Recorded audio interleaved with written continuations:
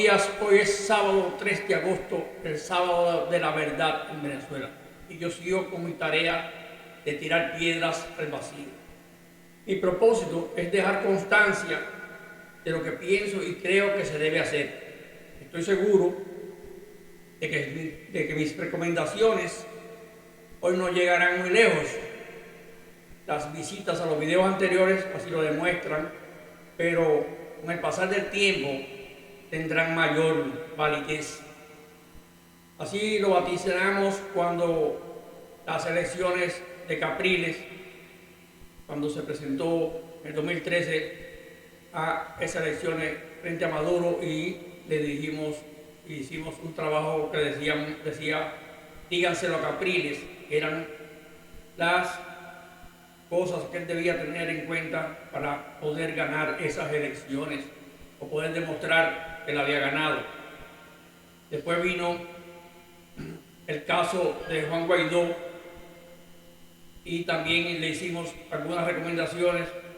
que el tiempo nos dio la razón. En el caso de Guaidó, hasta José Carlos Sánchez Berzaín, quien fue el ministro de la presidencia, ministro de gobierno y ministro de defensa durante el primer y segundo gobierno del presidente constitucional González Sánchez de Lozada en Bolivia, recomendó lo mismo que nosotros: la constitución de un equipo de gobierno con sede y territorio. Si no hacía eso, perecería en el tiempo, y así pasó. Hoy es la oportunidad de la gran convocatoria de María Corina Machado en Venezuela. Venezuela llegó al punto de definición de este proceso. Si no se trazan líneas y acciones concretas y además se ejecutan algunas de ellas, no habrá segunda oportunidad. Ya para la próxima no se acatarán las convocatorias y desaparecerá del todo, no desaparecerá del todo la movilización, pero se irán desgastando poco a poco. Y va a aparecer el síndrome de la indefensión adquirida y la resignación, porque la represión armada se va a imponer. Una de las cosas que se ha venido recomendando, inclusive por el ex vicepresidente de Colombia, Francisco Santos, conocido por Pacho Santos, pues él plantea una cosa muy importante, que es lo que él llama vamos a ver, que tengo por acá la nota. Él plantea la insurrección democrática, o sea, la insurrección ciudadana. Eso es lo que yo vengo hablando hace tiempo y llamando la ingobernabilidad democrática. Esa insurrección él la viene planteando en el mismo concepto que nosotros veníamos hablando, inclusive en los videos anteriores, de ayer y días anteriores, donde hay que ocupar ya sedes de gobierno, instituciones locales, empezar a tomar el poder. Y lo que sí no dijo él, pero sí es mi concepto y ya debemos irlo popularizando, es el concepto no golpe de Estado, sino golpe de dictadura. O sea, los golpes de dictadura tienen que tener una nueva visión en el mundo, porque a veces la defensa del derecho ciudadano, de los derechos de los pueblos, se ven frenados por ese falso concepto de que si se rebelan contra una dictadura, pues es un golpe de Estado, como pasa en el caso cubano, que se considera ese régimen de Cuba como un gobierno ilegítimo, porque llegó al poder por la fuerza y se ha mantenido por la fuerza, así que no tiene ninguna legitimidad ni siquiera de origen, y gozan en el mundo de ese privilegio que gozan los gobiernos. Así que Venezuela pues no se puede considerar que va a haber un golpe de Estado, sino un golpe de dictadura. Y muy importante este concepto porque hay que plantear que la entrada o la toma de gobierno, en caso de que fueran por la forma constitucional, pues sería el 10 de enero, pero en caso de Maduro, Nicolás Maduro, que es un gobierno ilegítimo, no solamente de este periodo, de los periodos anteriores, no tiene ningún derecho a mantenerse gobernando en este periodo de 6 meses, sino ya es hora de que salga del poder y asuman la fuerza democrática el control de Venezuela. Así que este video es para alertar que me queda poco tiempo porque, bueno, prácticamente son las 9 de la mañana y ya ha convocado en Venezuela para las 10 la manifestación de María Corina Machado. No sé cómo se va a desarrollar porque ella debe ser acto de presencia, pero también corre un alto riesgo porque esta dictadura pues no tiene escrúpulos para asesinar y para cometer su barbarie. Pero bueno, hay que arriesgarse, no sé cuál medida ella va a tomar para hacerlo, pero tiene que participar. Ahora es el último aldabonazo, como decía Eduardo René Chivas en Cuba. Hoy es el último aldabonazo en Venezuela. Si hoy no se toman medidas contundentes, ya sería la última oportunidad. Ya Maduro tiene las estructuras de acción para convalidar sus actas, inclusive, y coincido con Francisco Santos, con Pacho Santos, él dice que cualquier acta que él presente al Consejo, al Departamento de Justicia, al Ministerio de Justicia, o como se llama, el Tribunal Supremo, que es la palabra correcta, el Tribunal Supremo en Venezuela, pues van a ser convalidadas, y para que esas actas sean reconocidas por el Tribunal Supremo, ya Jorge Rodríguez se encargó de sacar un análisis ahí en los medios, en sus propios medios, de calificando las actas que presentó María Corina, que en realidad pues algunas porque como son reales, pues tienen esa característica que pueden tener errores, pueden tener problemas porque son miles de actas, y eso se sabe que hay en las elecciones siempre se producen inclusive votos que se descartan y votos nulos, y entonces podrían ser actas nulas, pero el número de actas nulas no significa que las elecciones ni son válidas o dejan de ser válidas, o que el cómputo total no alcanza para determinar el ganador.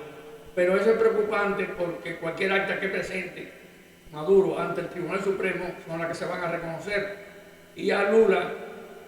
de Brasil y Petro en Colombia dijeron que si las actas se presentaban, pues ellos tomarían la decisión de reconocer a Maduro si presentaba las actas, y que si había algún litigio, decía Lula que si había algún litigio en eso, pues que lo resuelva el Tribunal Supremo. Y como uno sabe que el Tribunal Supremo de Venezuela, disculpa, es un Tribunal Supremo sometido, sería casi como el Tribunal Supremo particular de Nicolás Maduro. También quiero ir aclarando que en Venezuela hay que tomar acciones concretas de dentro de la población y sus líderes. Es un error y sería grave pensar que la situación de Venezuela pasa por una intervención norteamericana que no se va a producir nunca, por una posición de reconocimiento internacional de los presidentes. Edmundo González tampoco eso va a cambiar nada, eso va a ser Juan Guaidó 2.0, y en eso tiene razón. Y no me gusta darle la razón a la dictadura esta venezolana, pero en algo tienen razón Jorge Rodríguez y el propio Nicolás Maduro y todo eso, de llamar a Edmundo González Urrutia Guaidó 2.0, si en realidad no se ejecutan acciones diferentes a las que realizó Juan Guaidó. Entonces sí le van a tener la razón, y eso se va a hacer un Guaidó 2.0 en cuestión de poco tiempo. Se va a materializar. ¿Y cómo podría terminar aquello? Bueno, con la represión que hay allí, María Corina Machado si esto fracasa, el impulso popular fracasa, se va a tener que ver obligada a exiliarse, a abandonar el país, y entonces ya Venezuela se consolidaría como un régimen totalitario, porque ya podrían dar los pasos que faltan